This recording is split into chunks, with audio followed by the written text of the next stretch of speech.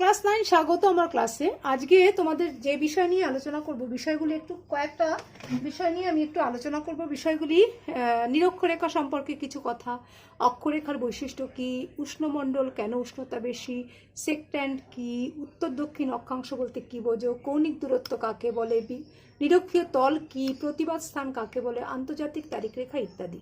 এই আলোচনার নিরিখে এর সঙ্গে প্রাসঙ্গিক কিছু বক্তব্য আমি তোমাদেরকে বলবো, দেখতে থাকো। তাহলে আমি আজকে প্রথমে যে বিষয়টি আলোচনা করব সেটা হচ্ছে নিরক্ষরেখা কাকে বলে। নিরক্ষরেখা কি? নিরক্ষরেখাকে আমরা বিষুবরেখাও বলে থাকি। নিরক্ষরেখা হচ্ছে কি, যে আমরা পৃথিবীকে যদি একটা কাল্পনিক ধরে রাখি, অর্থাৎ পৃথিবী গোলাকার, উত্তর দক্ষিণে কিছুটা চাপা, মধ্যখানে অনেকটা স্ফীত, এটা আমরা জানি। সেই দিক থেকে বিচার করে সুমেরুবিন্দু এবং কুমেরুবিন্দু, অর্থাৎ উত্তর গোলার্ধের 90 ডিগ্রি উত্তর এবং 90 ডিগ্রি দক্ষিণ, 0 ডিগ্রি থেকে আমরা যদি আমরা পৃথিবীকে কাল্পনিক গোলক হিসাবে যদি ধরি, তাহলে আমরা পৃথিবীকে আমরা একটা মাঝামাঝি এমন একটা রেখা বা এমন একটা কাল্পনিক রেখা দিয়ে আমরা পৃথিবীকে সমান দুটি ভাগে ভাগ করতে পারি। প্রথম তাহলে যেই রেখা দিয়ে আমরা ভাগ করছি সেই রেখাটাকেই আমরা বলবো নিরক্ষরেখা বা বিষুবরেখা। তাহলে আমরা ভৌগোলিক ব্যাখ্যা বা তোমরা যদি পরীক্ষায় আসবে এরকম যদি প্রশ্ন আসে, তাহলে তোমাদেরকে এইভাবে লিখতে হবে: সুমেরুবিন্দু কুমেরুবিন্দু থেকে সমান দূরত্বে পৃথিবীর মাঝ বরাবর যে কাল্পনিক বৃত্তাকার রেখা পৃথিবীকে পূর্ব পশ্চিমে পূর্ব পশ্চিমে বেষ্টন করে আছে, তাকেই আমরা নিরক্ষরেখা বা বিষুবরেখা বলতে পারি। তার মান হচ্ছে 0 ডিগ্রি। বোঝা গেল? তাহলে আমি যে কথাগুলো বললাম, যে একে কেন বিষুবরেখা বলা হয়? বিষুব কথাটির মান হচ্ছে সমান, অর্থাৎ নিরক্ষরেখা এমনই একটা অঞ্চল যে সারা বছর সূর্য রশ্মি সারা বছর সেখানে লম্বভাবে কিরণ দেয়। এখানে সারা বছর লম্বভাবে কিরণ দেওয়ার ফলে দিন এবং রাত্রির যে দৈর্ঘ্য সেটা সবসময় সমান থাকে, 12 ঘন্টা দিন 12 ঘন্টা রাত্রি। আর অন্য কোথাও কিন্তু এরকম হবে না। খানিকটা এর উত্তর এবং দক্ষিণে যখনই যাবে তখনই কিন্তু দিন রাত্রির ছোট বড় হয়ে যাবে। তাহলে আমরা নিরক্ষরেখার সম্পর্কে আমরা বুঝতে পারলাম, নিরক্ষরেখা কি জানলাম। অক্ষরেখার বৈশিষ্ট্য কি? অক্ষরেখা হচ্ছে কি, নিরক্ষরেখা যেটা বললাম সেই নিরক্ষরেখাকেই ওই কথা ধরেই আমি বলতে পারি। অক্ষরেখা হচ্ছে কি, পৃথিবীকে কাল্পনিক কতগুলি রেখা দ্বারা পূর্ব পশ্চিমে বেষ্টন করে আছে, তার মধ্যে নিরক্ষরেখা মূল। তাহলে নিরক্ষরেখার আমরা এইমাত্র বললাম যে নিরক্ষরেখা পৃথিবীকে উত্তর দক্ষিণে সমান দুটি ভাগে ভাগ করে আছে, যেই রেখাটি পূর্ব পশ্চিমে বিস্তৃত। এইরকম কতগুলি গুরুত্বপূর্ণ কাল্পনিক রেখা উত্তর এবং দক্ষিণে ভাগ করা হয়েছে, এই রেখাগুলোকে আমরা বলি অক্ষরেখা। তাহলে অক্ষরেখা অক্ষরেখার বৈশিষ্ট্য হচ্ছে, তাহলে এই অক্ষরেখার বৈশিষ্ট্য বলতে গেলে প্রথমে আমরা বলবো অক্ষরেখাগুলি সমান্তরাল, অক্ষরেখাগুলি উত্তর এবং দক্ষিণে বিস্তৃত হয়েছে। অক্ষরেখাগুলি উত্তরে দক্ষিণে বিস্তৃত হওয়ার সময় যতই উত্তরে যাচ্ছে যতই দক্ষিণে যাচ্ছে অক্ষরেখার পরিধি বা পরিমাপটা আস্তে আস্তে কমতে যাচ্ছে। অর্থাৎ পৃথিবী যেরকম আকৃতি সেই রকম পৃথিবীর পূর্ব পশ্চিমের চ্যাপটা উত্তর দক্ষিণে কিছুটা চাপা, এই কারণে। তাহলে অক্ষরেখা বা সমঅক্ষরেখা এইভাবে, তাহলে তার বৈশিষ্ট্য হচ্ছে এই অক্ষরেখার সূর্যরশ্মির পতন কোণের পার্থক্য অনুযায়ী অক্ষরেখার বিভিন্ন অঞ্চলের দিন রাত্রি পার্থক্য হচ্ছে।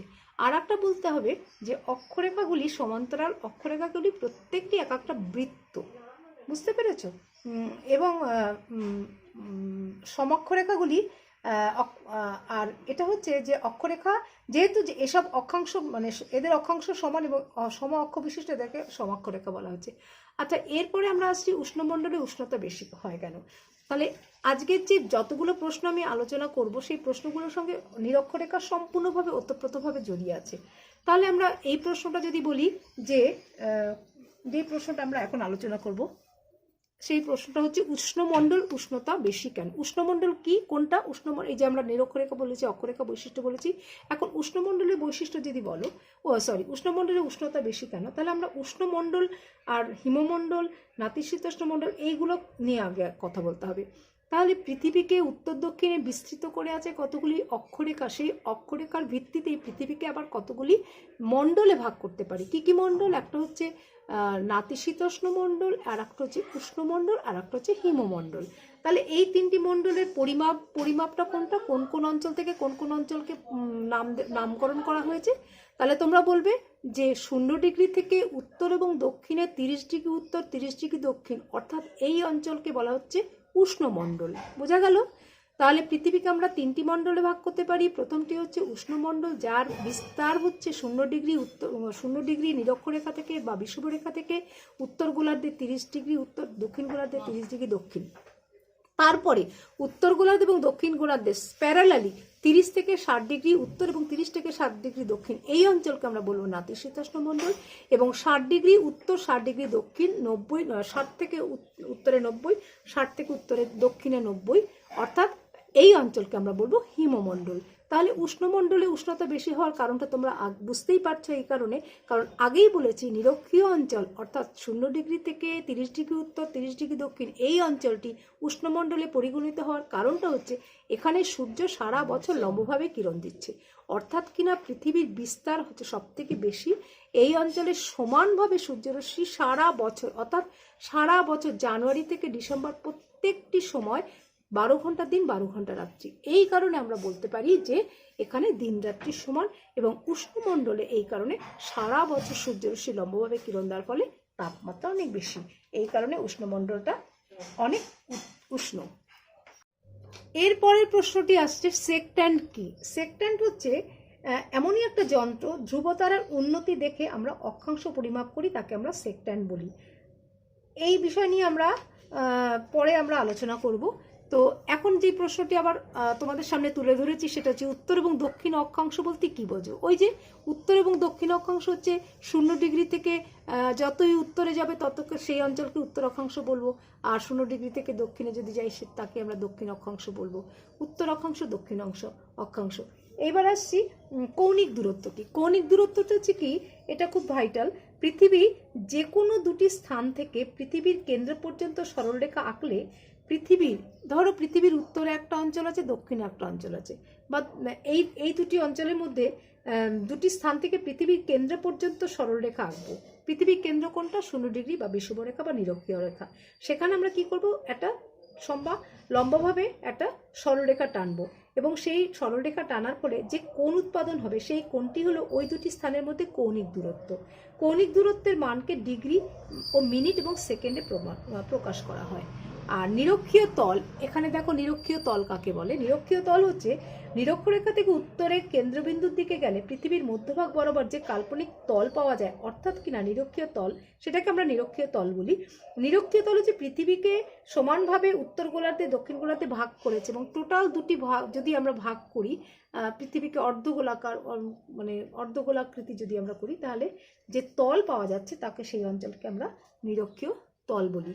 আর এর সঙ্গে আমরা আর একটা প্রশ্ন জুড়তে পারি, সেটা হচ্ছে অক্ষাংশ কাকে বলে। এই যে নিরক্ষীয় তলের সঙ্গে যুক্ত মানে সংযোগ রয়েছে, অক্ষাংশ হচ্ছে নিরক্ষরেখার উত্তর এবং দক্ষিণে অবস্থিত কোন স্থানের কৌণিক দূরত্বের মানকেই আমরা সেই স্থানের অক্ষাংশ বলি। যেমন কলকাতার অক্ষাংশ 22 ডিগ্রি 34 মিনিট উত্তর, একেই বলা হচ্ছে, এই একই অক্ষাংশ যুক্ত স্থানগুলোকে মানে যোগ করা হয়, অর্থাৎ এই 22 ডিগ্রি 34 মিনিট অক্ষরেখার মধ্য দিয়ে যেই অঞ্চলগুলি যাচ্ছে সেই অঞ্চলগুলির কিন্তু আবহাওয়া কিন্তু একই রকম হবে।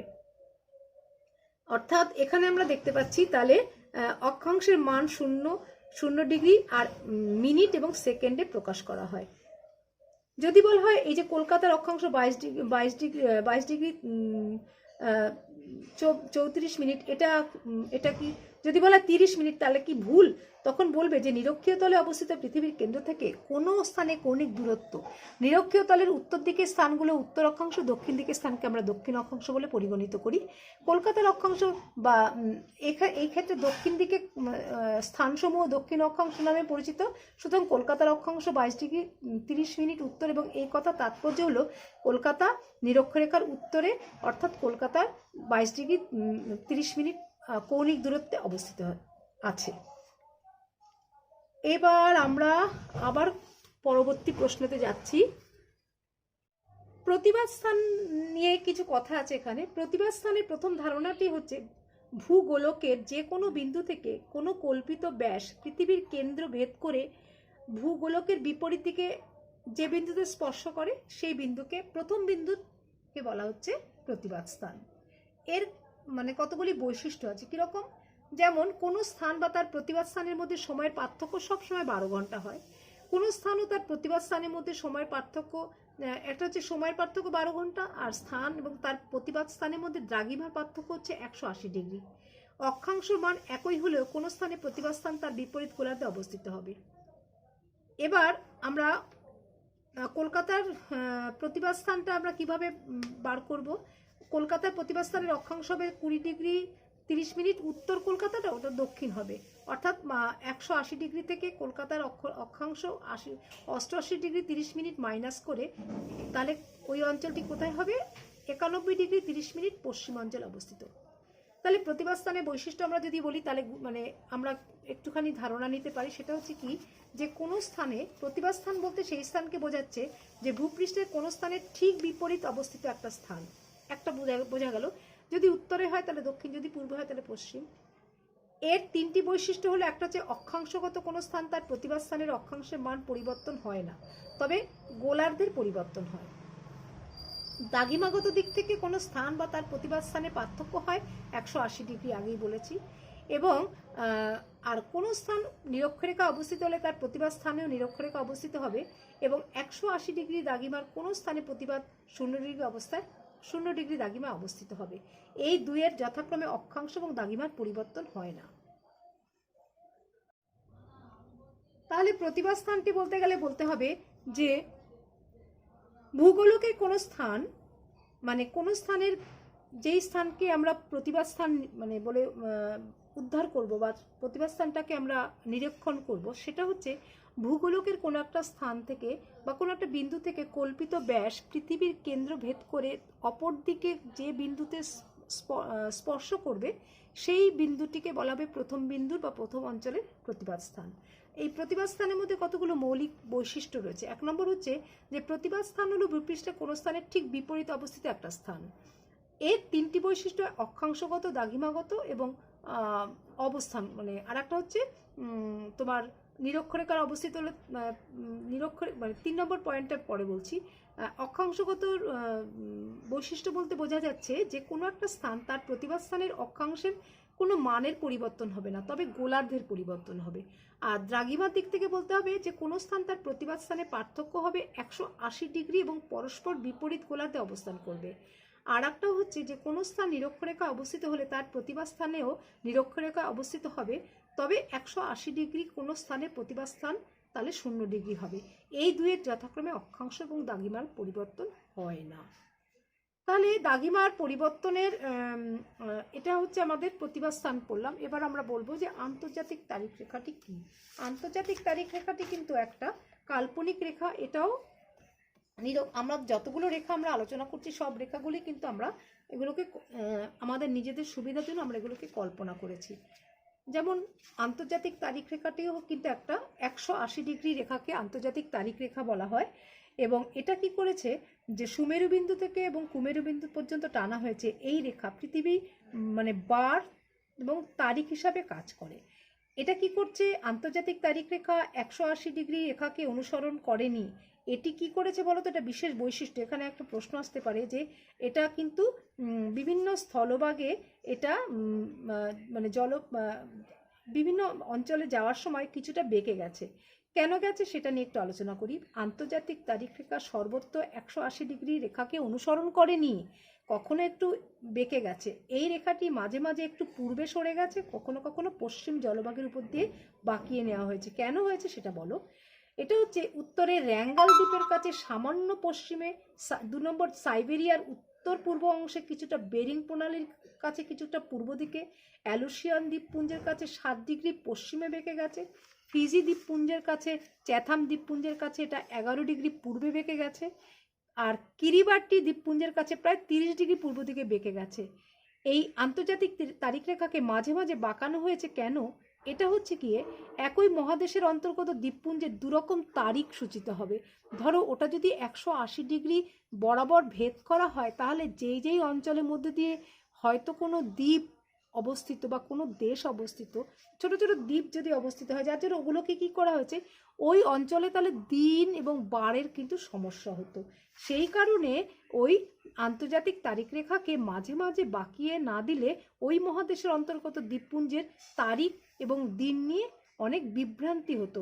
এর ফলে আন্তর্জাতিক তারিখ রেখাকে আমরা অনুসরণ, কখনো কখনো আন্তর্জাতিক তারিখ রেখাকে মানে কাজের সুবিধার্থে কখনো কখনো সেটাকে অনুসরণ করা হয়নি, এখানে কিছুটা পরিবর্তন করা হয়েছে।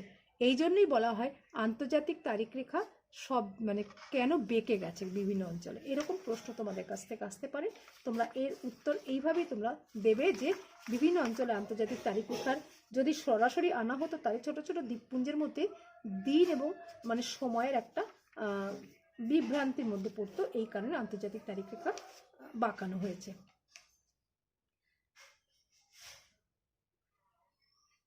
পূর্ব পশ্চিমে গোলার্ধের মাঝে বার এবং তারিখ নিয়ে নানা সমস্যার সৃষ্টি হয়েছে। এই সমস্যার সমাধানের জন্য 1884 সালে মার্কিন যুক্তরাষ্ট্রের ওয়াশিংটন ডিসিতে অধ্যাপক ডেভিড সেনের উদ্যোগে অনুষ্ঠিত আন্তর্জাতিক তারিখ রেখা সম্মেলনে 180 ডিগ্রি দ্রাঘিমা রেখাকে আন্তর্জাতিক তারিখ রেখা হিসেবে ধরা হয়েছে এবং এর ফলে কি হয়েছে যে 180 ডিগ্রি তারিখ রেখা নির্দিষ্ট করা হয়ে যাওয়ার ফলে এই রেখার দুপাশের সময় ভেদে একদিন বা 24 ঘন্টা। এই জন্য আন্তর্জাতিক তারিখ রেখা পশ্চিম গোলার্ধে গেলে ক্যালেন্ডারে একদিন কমিয়ে যেতে হবে, পূর্ব গোলার্ধে গেলে একদিন বাড়িয়ে যেতে হবে। অর্থাৎ আন্তর্জাতিক তারিখ রেখা পূর্ব পশ্চিমে গোলার্ধের মধ্যে তারিখ বিভাজিত করে। এভাবে বার এবং তারিখ বিভাজন রূপে আন্তর্জাতিক তারিখ রেখাকে উল্লেখযোগ্য ভূমিকা গ্রহণ করে। তাহলে আমরা এই প্রশ্নগুলো নিয়ে আমরা আলোকপাত করলাম। পরবর্তী ক্লাসে তোমরা অপেক্ষা করো, আসছি পরবর্তী ক্লাসে। ভালো থেকো তোমরা সবাই।